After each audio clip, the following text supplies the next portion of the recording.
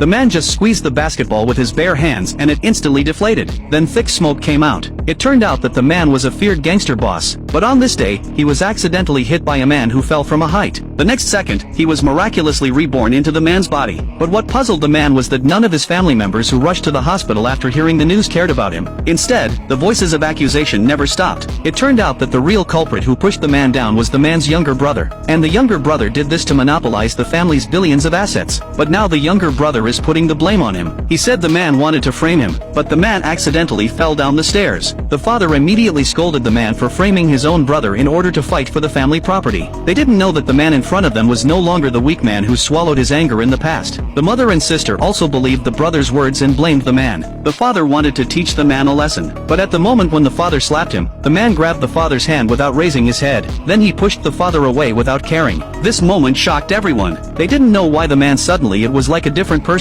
At this moment, a group of big men in black suddenly broke into the ward. The leader was the man's most capable subordinate, but they didn't know and gave the man a severe lesson. They thought the man had killed their boss. Then the man in black told the man's father that the man had killed their boss. He came today to make the man's family go down to be buried with the boss. This moment made the father stunned, because the boss of the black man was the legendary gangster boss who dominated the South. Upon hearing this, the sister was scared and said that their family had cut off their relationship with the man. She asked the man in black to seek revenge on the man, but the man in black would not let any of them go. The man in black immediately ordered his subordinates to capture the man's family and take them to the boss's grave to apologize. This immediately frightened the man's family and made them kneel down and call him daddy. The man saw that his subordinates were so loyal. He immediately told the secret that only he and his subordinates knew. After hearing it, the three finally realized that the man in front of them was their boss. The first thing the man did after he recovered was to go to the barber shop to cut off his hair that had no deterrence. After cutting his hair, the man seemed to have changed into a different person. This made the subordinates stunned. On the first day of the man's student life, he accidentally splashed water on the female classmate. The angry female classmate just complained about the man. The man's subordinates got off the car with great momentum and surrounded the female classmate. But the next second they handed over a stack of banknotes with a smile, claiming that it was their boss' first day at school, and asked the female classmate to be more considerate. After the man with a new haircut walked into the school, he actually attracted the female classmates in the corridor. After entering the classroom, a female classmate came forward to chat with him. After learning that the other party was the weak man, the classmates were all surprised, because the man used to have thick bangs and black glasses that were 10 centimeters thick. He looked like he was possessed by a bad luck god every day. He was completely different from the man in front of him. At this moment, the man was pushing all the books that the gangster had put on his desk to the ground.